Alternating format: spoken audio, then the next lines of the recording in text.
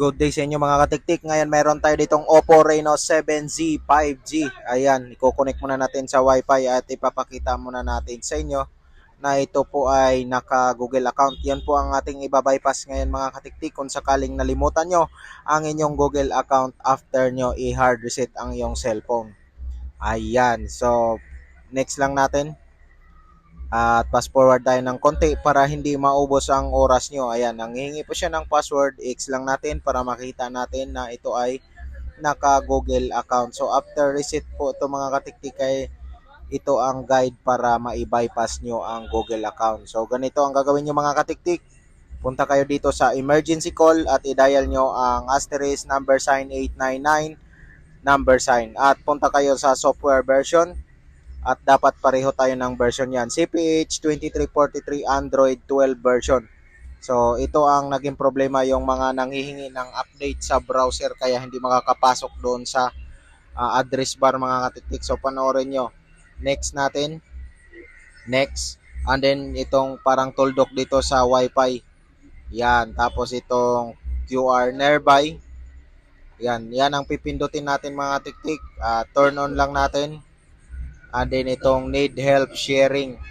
So dito sa need help sharing, dito sa taas mga katiktik, mayroon tayong makita na tatlong tuldok. Yan, share article. Yan ang pipiliin nyo at pupuntahan ka dito sa my message. Dito sa my messages. Yan. And then new message. And then i-type mo lang dito na 911. So minsan mga katiktik di yan magsisend kapag wala kayong SIM card na nakalagay sa inyong phone. So, dapat merong SIM card na nakalagay sa inyong phone. So, ito, burahin nyo lang lahat. And then, mag-type ka lang dito ng www. Yan, dot. Tapos, yung youtube.com. Yan.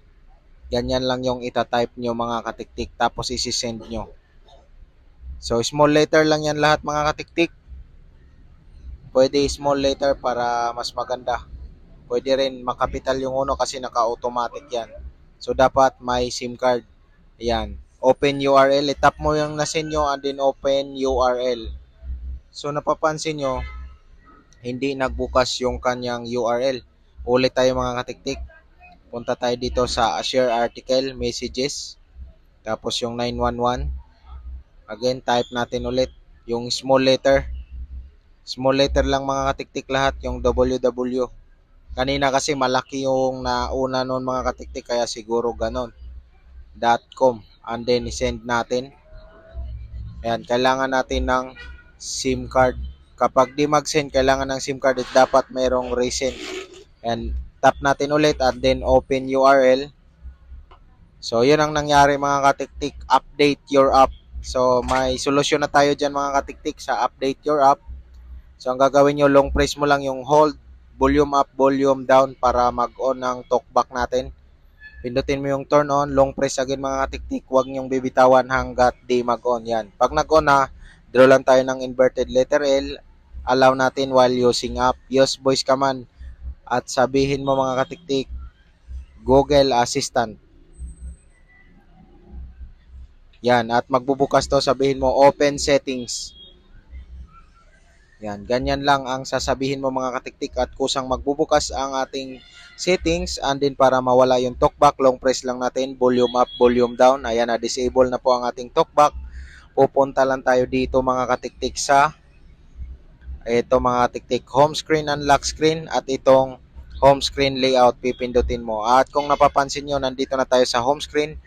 Hanapin mo yung tools and then itong phone clone. Yan, agree. And then, okay lang yan mga katiktik. Allow natin. Ganyan. Itong okay natin, allow. Yung sa settings mga katiktik, allow natin itong new device. So, dito, other Android yung pipiliin natin. Kasi ibang phone ang kailangan natin mga katiktik. Ito kasing ibang phone ko is Huawei. So, kailangan natin ng ibang phone para ma-completely bypass ang ating Oppo Reno 7Z 5Z. Yan. So, dito mga katiktik, kailangan mo naka-download ka din ng Oppo phone clone dito sa ating isang phone dito. Open lang yung Google Play Store, open nyo lang mga katiktik. Tapos i-type mo lang dyan, search mo lang at i-install mo ito mga katiktik, yung Oppo phone clone. Ayan. Activity launcher mga katiktik, i-install mo muna. Yan, dapat naka-install yan. Yun lang ita-transfer natin. Install mo yung activity launcher and then itong Oppo phone clone. So ito yung i-install nyo. Makikita nyo naman yung icon. Yan yung i-install nyo and then i-open yung mga katiktik. I-start. Tapos okay lang natin mga katiktik. Yan. Tapos i-scan lang natin. Yan, scan. Yan. At hintayin natin na mag-connect yung dalawa mga katiktik. Kahit naman anong app pwede natin i-transfer, pero kaya ko in-install ang Activity Launcher mga katiktik dahil yon ang pinakamababang file. So hindi siya mahirap i-transfer. Connect. Uncheck lang natin lahat at pupunta ka dito sa apps.